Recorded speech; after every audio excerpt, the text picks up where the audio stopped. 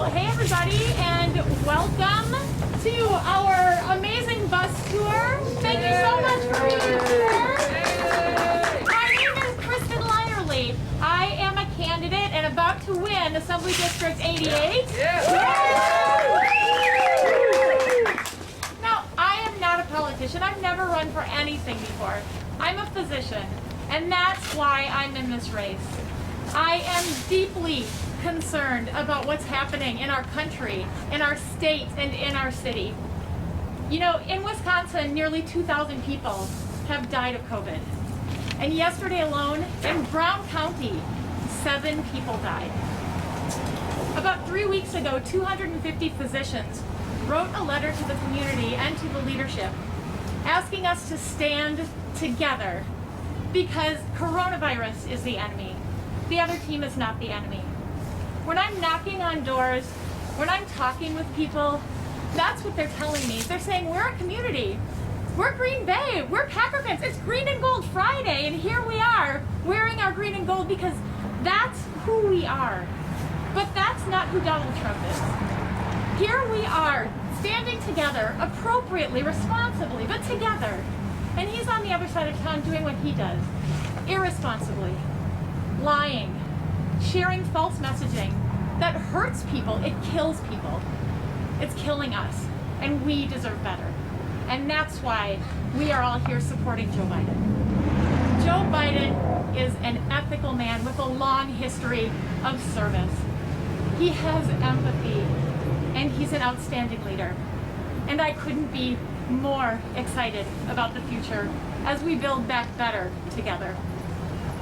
At this point, I'm very excited and honored to introduce our Attorney General, an incredibly brave man, Josh Kaul.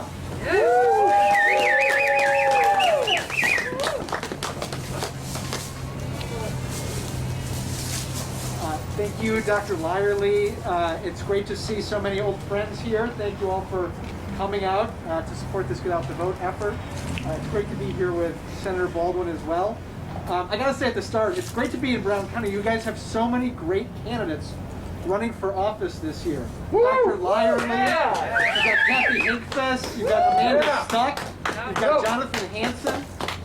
This is gonna be a really exciting year for Democrats in the Brown County area. It's great to be here.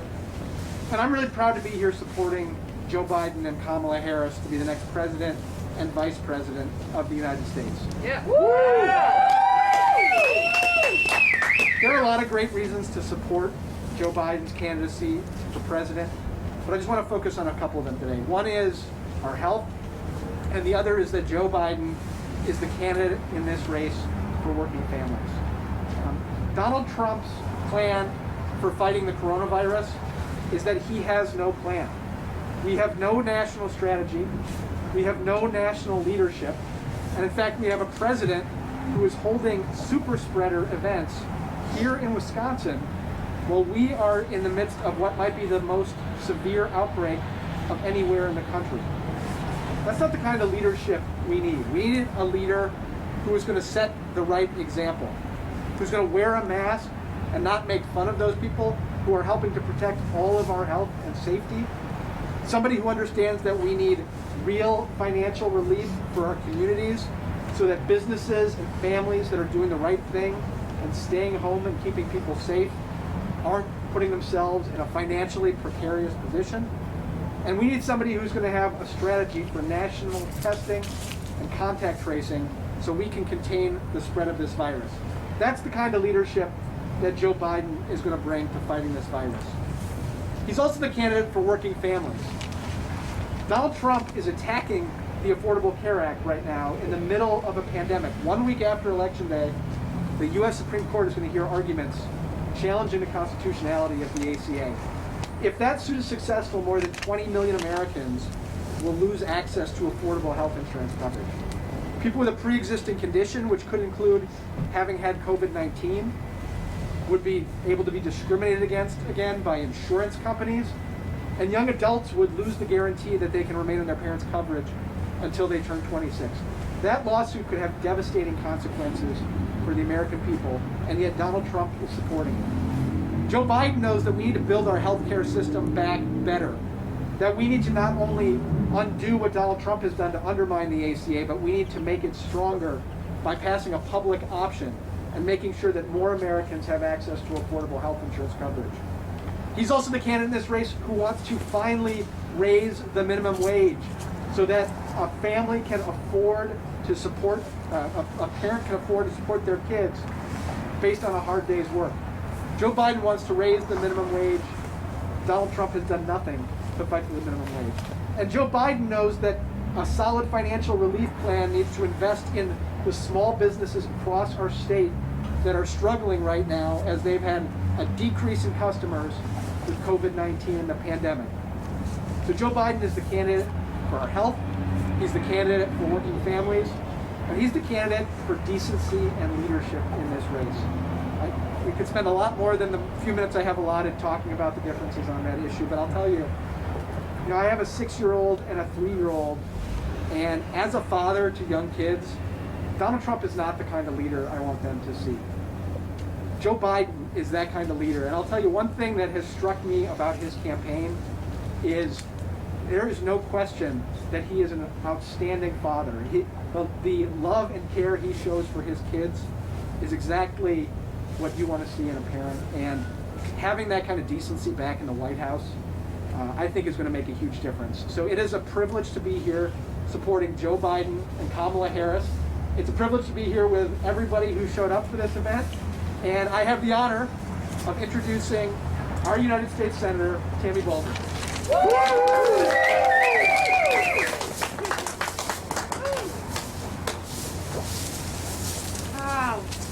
Well, thank you all for showing up and showing the Biden-Harris placards and showing how much energy and enthusiasm we have, but we know how to do it while we're being safe and protecting the health of our loved ones.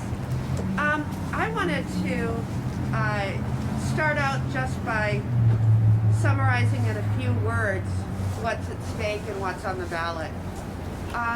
As you heard from Dr. Lyerly and from Attorney General Josh Kaul, our lives and our livelihoods are on the ballot. And those two issues in this particular context, this particular time, are so inextricably intertwined. But I also want to say, as is evidenced by this enormous and wonderful bus behind us, that the soul of the nation is actually on the ballot. And it's something we have to reclaim. It's why we're all here and why we're pushing so hard through the final days of this election. Now, Joe Biden is running as a proud Democrat. But one of the things that is so compelling to me about him and Kamala Harris is he will be an American president. He will be a president for all Americans, whether you voted for him or you voted against him. Because that's who he is. For his entire career, he's brought people together to get things done. And that's exactly why he's seeking the presidency and what he wants to do when we put him in the White House. Now, here in Green Bay, we can play a pivotal, a vital role in moving the country forward and beating Donald Trump once and for all. We must make our voices heard, and there's an option for everyone to cast their ballot, and we have to work collectively to make sure everybody knows how. I'll return to that when I close, because there's probably no more important message in these closing days of the election is to get folks to have their plan and cast their ballots and make sure their voice is heard and their vote is counted. But I do want to say a little bit more about the multiple crises that are facing this nation, this state, and this community. Because we have a global health pandemic. Wisconsin is in the red zone. We're probably in the hottest red spot of the red zone in this community and in the Fox Valley. And we have a very painful economic recession which is linked to that pandemic. But we have another crisis that doesn't get as much talk. A president in the White House who is incapable of meeting this moment. Instead of preparing for a virus that he knew was going to be very serious and that was going to lead to a global pandemic, President Trump lied to the American people. He downplayed the virus. He never created a plan to contain the virus. They just have given up. And as Wisconsin shatters day after day previous state records of newly confirmed cases, hospitalizations, and so tragically deaths, Trump says, in this state, we're rounding the corner, 99%, we're rounding the corner, as he hosts what could potentially be super spreader event after super spreader event. As this deadly disease rips through our communities, he is failing to meet his most basic and fundamental responsibility, the duty to care for and to protect the American people.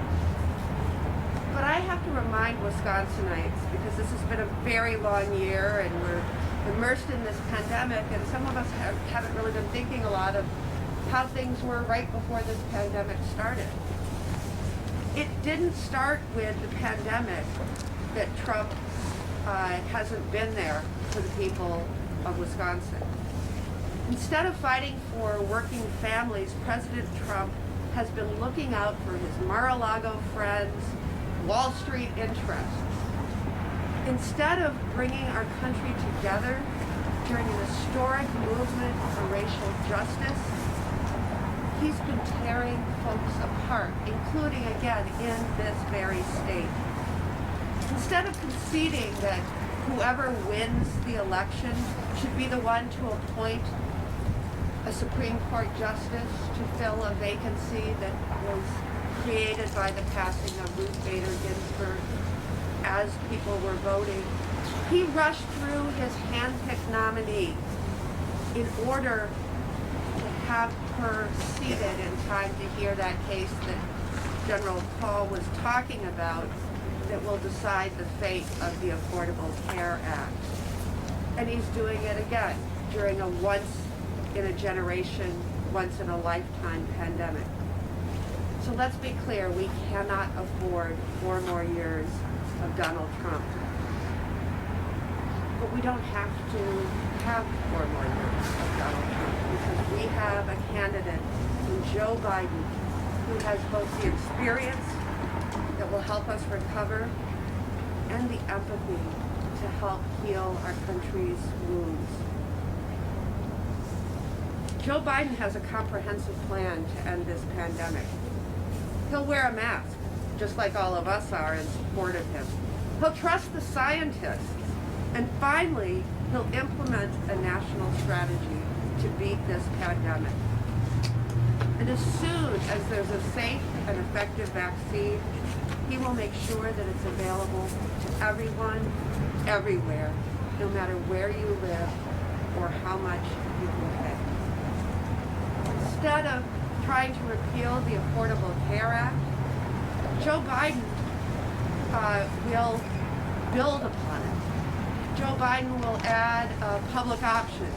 Joe Biden will fight to lower the cost of health care and prescription drugs. Instead of fighting for tax giveaways for Wall Street and big corporations, Joe Biden is going to build back our economy even better. And this time, he's going to make sure we reel everyone in. But to get there, we all have to do our part. We all have to dig deep and do everything we can during these final few days. Make no mistake, in Wisconsin, we have close elections oftentimes. Seen some before, right? This is going to be a close election. And it's why we need to make sure that everyone knows that voting is easy and it's convenient. And we want people to have a plan want people to act on that plan as soon as they can. Whether that is bringing in the absentee ballot that you have sitting on your kitchen table to a designated ballot collection box. Getting a little too late to mail it. I want to stress that again. We should be bringing it to a designated ballot box, especially since the Supreme Court ruled that anything postmarked by Election Day but received after will not be counted. We got to spread that word to everyone too. If you don't have an absentee ballot on your kitchen table or somewhere else in your home, then you should make arrangement to early vote in person or to obviously vote on Election Day, but to do so safely. And as soon as you've made your plan and hopefully cast your ballot, then it's incumbent on all of us to let everybody we know who might not have yet done so how to do it, and follow up on them, nudge them. It's okay. You know, it's okay this year to do that. And then lastly, if you take care of all of those things, there are still shifts to volunteer, to call others, to text others, to share the message far and wide. So we're all in this together. And let's bring it home, Green Bay, and let's bring it home, Wisconsin. Go. All right. Go. You got it. And Kamala. I think we have time for a few questions.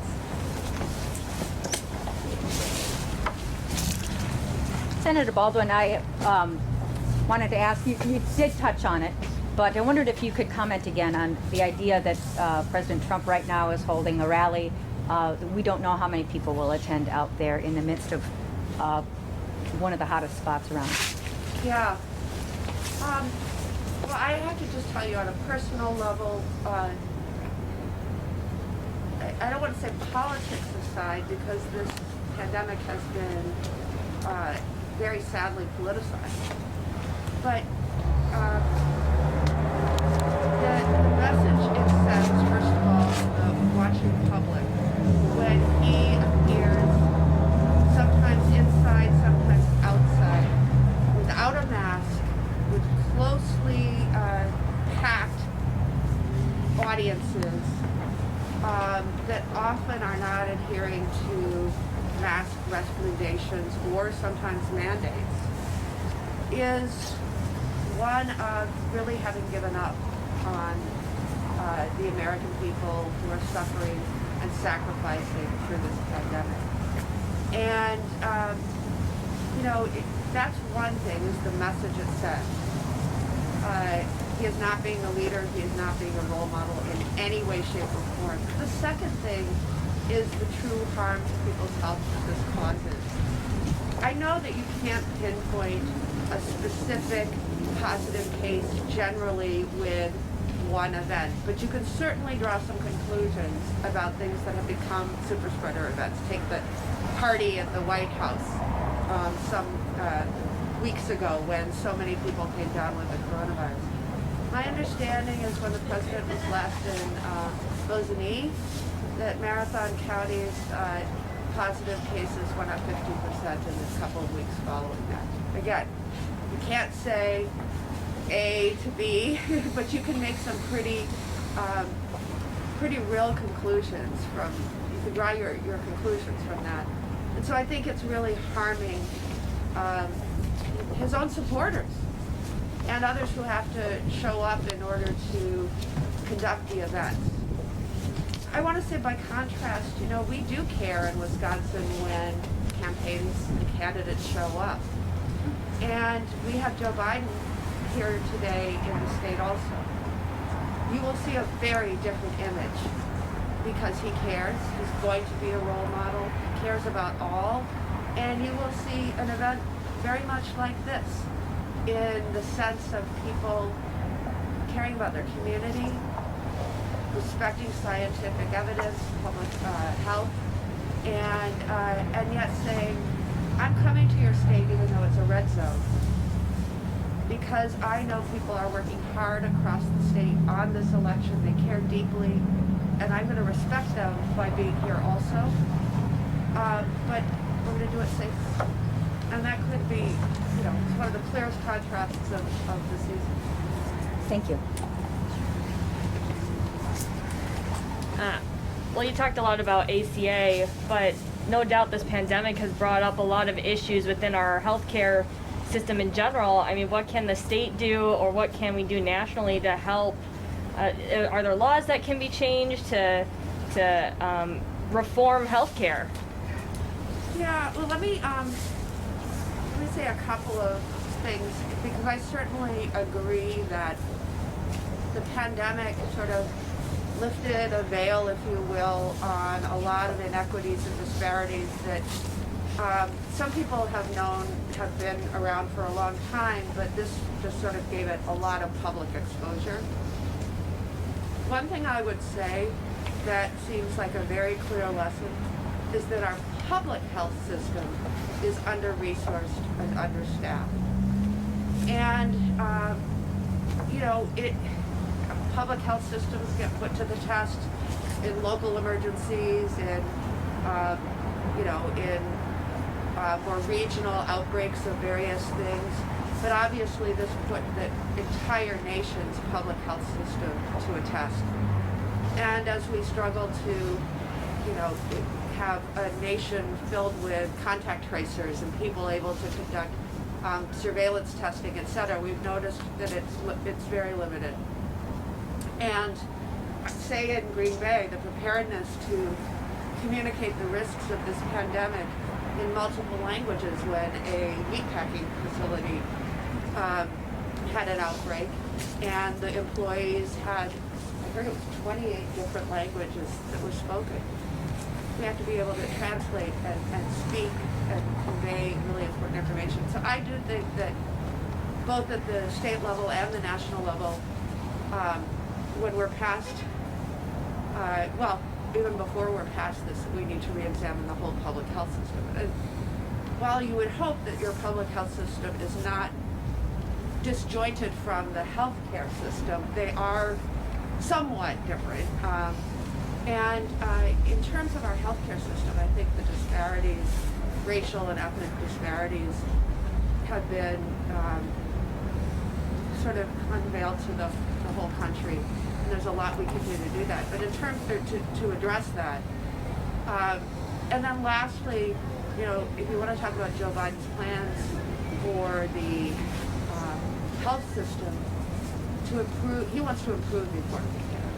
So adding a public option like Medicare, bringing the Medicare eligibility age down from where it is today at 65 to 60, working to stop the opaque rules that allow drug companies to set their own prices with no accountability. All of those are part of his healthcare agenda. I'm not going to go through all of it because it's very detailed, but those are some of the things that I think would make the biggest difference. And getting a state like Wisconsin to finally expand Medicaid.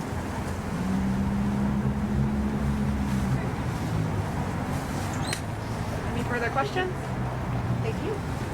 Thank you. All right, that's a wrap.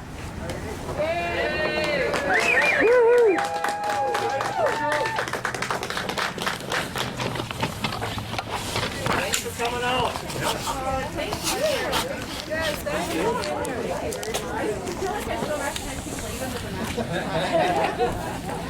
So you go from like everybody else